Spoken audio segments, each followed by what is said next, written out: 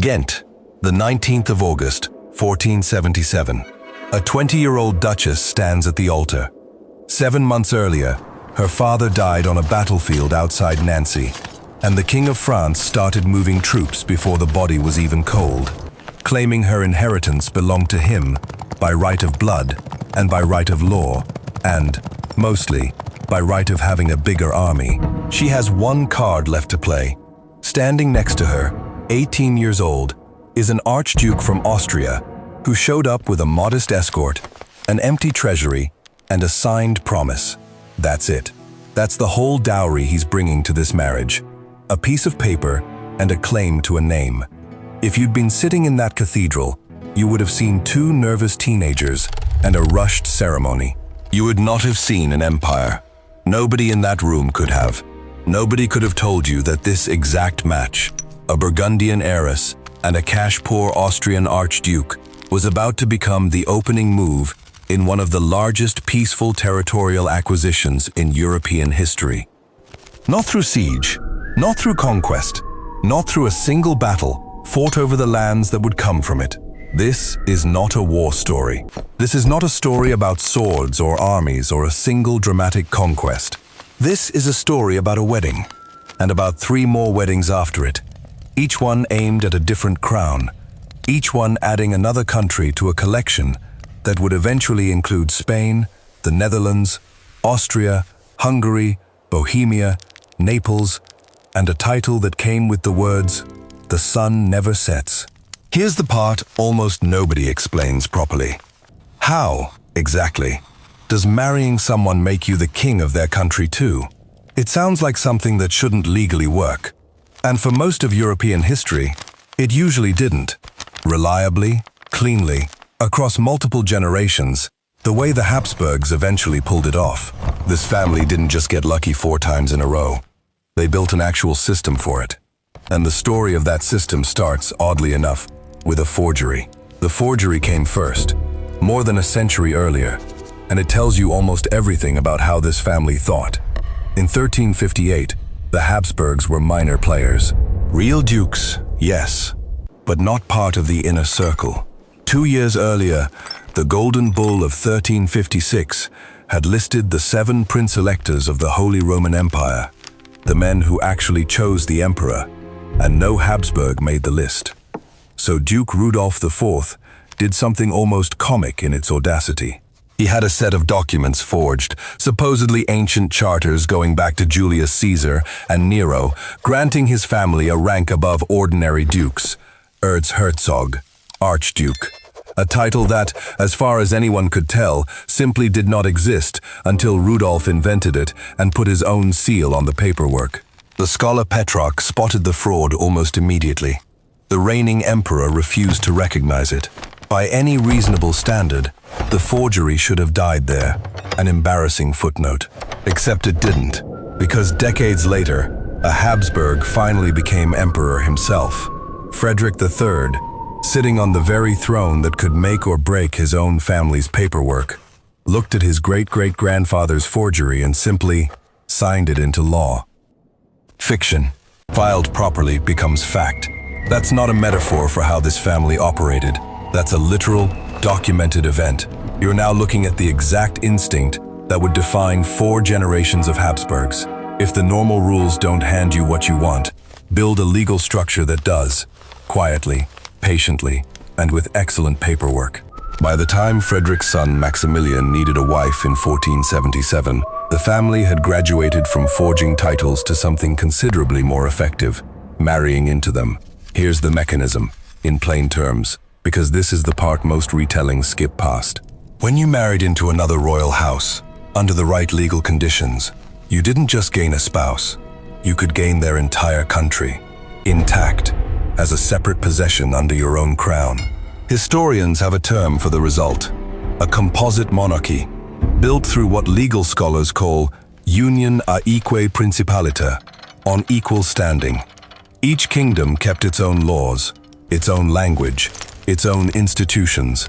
The only thing they shared was the person wearing the crown. You could, quite legally, be the king of 3 different countries that had nothing to do with each other, that didn't share a language, that had never fought on the same side of a war, and none of their citizens could reasonably object, because technically, nothing about their kingdom had changed except its owner. Once you see that mechanism clearly, the next 100 years of Habsburg history stop looking like luck. They start looking like a plan. Maximilian had exactly one marriage left to arrange for his own children, and he aimed it at the one power in Europe that could match Burgundy for size: Spain.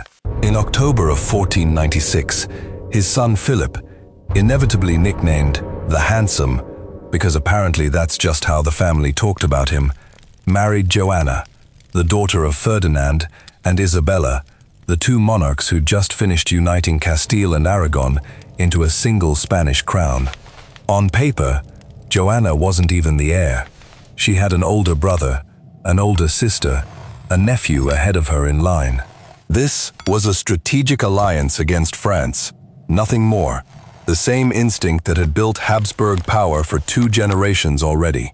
German historians even have a tidy word for that instinct: Hausmachtpolitik, house power politics, the deliberate use of marriage and inheritance to grow a family's holdings rather than relying on war or conquest alone. And then, over the next 4 years, every single person standing between Joanna and the Spanish throne died. Her brother, her sister, her infant nephew, one by one, without a battle fought, without a single Habsburg lifting a weapon. The largest kingdom in Western Europe fell into place through a marriage nobody had originally designed to produce it. By 1504, Joanna was Queen of Castile in her own right. And this is exactly where the story usually gets hijacked by a nickname: Juana la Loca, Joanna the Mad. You've probably heard some version of it. The tragic queen driven insane by grief and jealousy, wandering Spain with her husband's coffin, unfit to rule, mercifully replaced by the men around her. Here's what most retellings leave out entirely. Both the men who benefited most from that diagnosis were the ones writing the case file. Philip wanted control of Castile in his own right, not as a queen's husband standing one step behind her. Her father, Ferdinand, wanted the regency back after Isabella's death. And so, convenient, isn't it? The two men with the clearest financial and political motive to sideline a reigning queen are also the two men who first put the word mad into official documents about her. Modern historians looking at the actual record, not the folklore built on top of it, have made a pretty uncomfortable case. Joanna wasn't obviously any madder than most grieving 20-something-year-olds who'd just buried a spouse. She was, however, extremely inconveniently sane enough to insist on ruling her own kingdom. This isn't a tale about a fragile mind giving way. It isn't a story of romantic tragedy, a grieving widow undone by heartbreak. It isn't even really about Joanna at all, not at its core. It's about what happens when a queen's competence becomes a problem for the men standing next in line, and about how easy it turned out to be, in the 16th century, to solve that problem with a single word in a legal document. If that reframe caught you off guard the way it caught most people digging into the actual Spanish court records, that's worth a like here. It's genuinely one of the more damning footnotes in this whole family's rise, and it's how more people end up seeing this side of the story instead of just the storybook version. Because whatever the truth of Joanna's mind, the outcome for the Habsburgs was exactly what the math had already promised. Her son, born in Ghent in 1500, was about to inherit every single piece of paper this family had spent 4 generations collecting: Burgundy from one grandmother, Spain from the other, Austria still to come, and stack them all under one name. So that's the pattern so far: a forged title, a Burgundian marriage, a Spanish inheritance that fell into place through nothing but a string of funerals. 3 generations in, and the Habsburgs hadn't lost a single war to build any of it. This channel exists to pull exactly this kind of thing apart. Not the Hollywood version of medieval royalty, but the actual legal and genealogical machinery underneath it. If that's useful to you, subscribing means you won't miss the next one. Because the 4th generation is where this stops being clever and starts being almost absurd. Absurd is actually the right word for what happened to Charles. By the time he was 19, this one teenager held, simultaneously, the inheritance of all 4 of his grandparents, and none of those 4 inheritances had anything to do with each other. From his grandmother Mary of Burgundy, the Netherlands, one of the richest trading regions on earth. From his grandfather Maximilian, the Archduchy of Austria, and with it, in 1519, election as Holy Roman Emperor, beating out rival candidates for the job, in no small part on the strength of his family's deep banking connections. From his Spanish grandparents, Ferdinand and Isabella, Castile, Aragon, Naples, Sicily, and a rapidly expanding claim on the Americas that nobody in 1477 could have imagined existing at all. Stack all of it under one 18-year-old, and you get an empire large enough that people started saying, only half-jokingly, that the sun never set on it.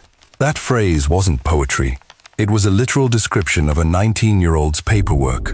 And here's the detail that tends to get lost in the sheer scale of it.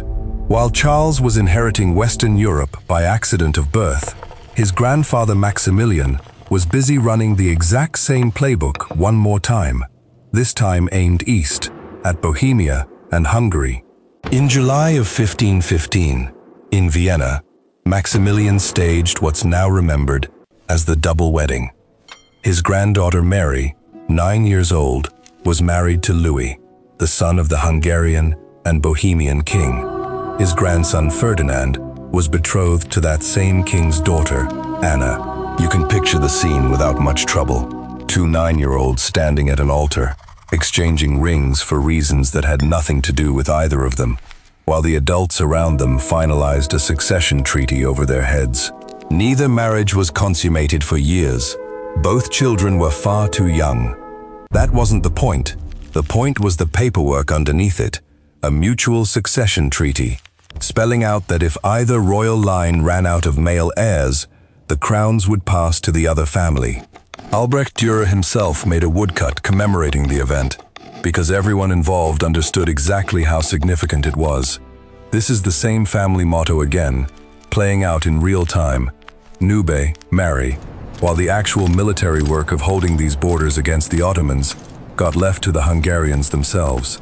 11 years later, the fine print activated. At the Battle of Mohacs in 1526, Louis, Mary's husband, the boy from that 1515 wedding, died fighting the Ottoman army. He left no children, and just like that, exactly as the treaty had specified, Bohemia and Hungary fell to Ferdinand, Charles's own brother, without so much as a Habsburg soldier setting foot on the battlefield that decided it. Worth pausing on, because historians genuinely don't agree on this next part. Maximilian's own father, Frederick III, had a personal motto too, the mysterious letters A, E, I, O, U, stamped on his buildings, his silverware, his coins. For centuries afterward, people confidently translated it as, "It is Austria's destiny to rule the whole world," treating it as a kind of prophecy the family had been fulfilling all along. Except the museum that actually holds Frederick's own notebook today says plainly, that grand imperial translation only shows up in sources written a full century or more after Frederick died. Nobody currently knows for certain what he meant by it. It's entirely possible historians have spent 500 years reading world conquest ambition into what might have just been an old man's private doodle. If you've got a theory of your own about what those 5 letters actually meant, the comments are genuinely open on this one. Actual specialists are still split. Between the marriage, the treaty, and the battle nobody in the family had to fight, the Habsburgs now controlled Spain, the Netherlands, Austria, Bohemia, Hungary, and the imperial throne itself. 4 generations, 4 marriages, and, so far, remarkably few funerals that weren't already going to happen anyway. Now fast forward 40 years, to the same city where this generation's story started for Charles personally, Brussels, the 25th of October, 1555. In January of 1515, as a 15-year-old, Charles had stood in the Great Hall of the Estates of Brabant and been formally declared old enough to rule in his own name. Now, 40 years almost to the month later, he stood in that exact same hall again, older, exhausted, riddled with gout so severe he had to lean on the shoulder of a young nobleman just to walk in. If you'd been standing in that hall yourself, you wouldn't have recognized him as the same man. And instead of receiving titles, he began, one by one, giving every single one of them away. He'd already handed Naples and Sicily to his son Philip the year before. Now, in front of the assembled nobility of the Netherlands, he formally surrendered the Low Countries too, the very inheritance that had started this entire chain, back in that Ghent wedding in 1477. Spain and its American territories followed a few months later. The imperial crown itself went last, passed to his brother Ferdinand, the same Ferdinand who, 40 years earlier as a child, had been married off at that double wedding in Vienna. Listen to what he actually said to the room, because the chroniclers wrote it down. He admitted, in his own words, that he had often misled himself, sometimes from youthful inexperience, sometimes from the pride of his mature years, and he asked forgiveness from anyone in that hall he'd wronged along the way. This is not the language of a triumphant conqueror listing his conquests. This is not the language of a man proud of what he'd built. This is an old, sick man standing in the same room where it all legally began for him, handing back every single piece of paper his family had spent 4 generations accumulating. Burgundy, Spain, Austria, the imperial throne, all of it, folded up and passed on in a single autumn afternoon. So here's the number that actually explains why the story doesn't end triumphantly. A team of geneticists led by Gonzalo Alvarez, who reconstructed the Habsburg family tree, more than 3,000 relatives, 16 generations deep, calculated something called an inbreeding coefficient for every Habsburg king. It's a measure of how likely you are to inherit 2 identical copies of the same gene from your parents, because your parents were already closely related to begin with. For Philip the Handsome, the man who married into Spain back in 1496, that number sat at a fairly unremarkable 0.025. Ordinary for a European royal. The geneticists didn't need to rely only on portraits and pedigrees to know a version of this trait was already visible either. Back in 1517, an Italian diplomat named Antonio de Beatis met the young Charles in person and wrote home, describing a long, cadaverous face and a mouth that hung open whenever its owner wasn't paying attention. That's not an unflattering caricature drawn centuries later by someone with an agenda. That's a foreign ambassador, standing in front of the actual future emperor, writing down exactly what he saw, while Charles was still young, and while his empire was still at its absolute height. By the time you reach Charles II of Spain, born 5 generations later in 1661, that same number had climbed to 0.254. For context, the child of first cousins typically comes in around 0.0625. Charles II's number was roughly 4 times that, higher in fact than you'd expect from siblings having a child together, because generation after generation of Habsburgs had been marrying their own nieces, their own first cousins, over and over, precisely because keeping the crowns in the family was the entire point of the strategy that built this empire in the first place. Charles II could barely chew his own food. He struggled to speak clearly his whole life. And when he died in 1700, without children from either marriage, the entire Spanish line of this dynasty ended with him, not conquered by a rival army, not toppled by rebellion, but quietly extinguished by the exact same mechanism that had built it. The strategy that stacked an empire through marriage instead of war was also, eventually, the strategy that collapsed it, one recessive gene at a time. That's the kind of detail that's genuinely fun to bring up at dinner. The family that conquered half of Europe without fighting for it, then lost all of it to their own family tree. And it's worth watching someone's face change when you tell them the actual number. And this isn't just a curiosity from 5 centuries ago either. The underlying legal idea, one person serving as head of state for multiple separate countries at once, each keeping its own laws and institutions, didn't disappear with the Habsburgs. It's still sitting largely unnoticed beneath modern constitutional arrangements today, most visibly in the handful of nations that still share a single monarch as their formally separate head of state. The mechanism the Habsburgs perfected outlived the family that perfected it. So what do you actually take away from 4 generations of weddings that rearranged the map of Europe without a single battle? First, the plain fact of it, this wasn't romance, and it wasn't luck repeating itself 4 times in a row. It was a deliberate, legally sophisticated strategy. Hausmachtpolitik, house power politics, built on real historiographical machinery, composite monarchies and treaties, written to activate the moment a bloodline ran dry. The Habsburgs didn't stumble into an empire. They drafted one, generation by generation. The same way a lawyer drafts a contract built to survive whoever happens to be sitting in the room when it's signed. Second, the reframe worth sitting with, no wars, was never quite true, and it was never really the point. The Habsburgs fought constantly, against France, against the Ottomans, against half of Italy. What marriage bought them wasn't peace. It was a second front nobody else was using, a way to win territory that battlefields alone could never have handed them, stacked on top of everything the armies were already fighting for. Third, and this is the one that actually stays with you, the exact same mechanism that built this empire is the one that ended it. Not a rival dynasty, not a lost war, not a rebellion. A family that solved the problem of losing territory to outsiders by making absolutely sure the crown never left the family, until never left the family stopped being a strategy and started being a genetic sentence, one Charles II never had any say in and never asked for.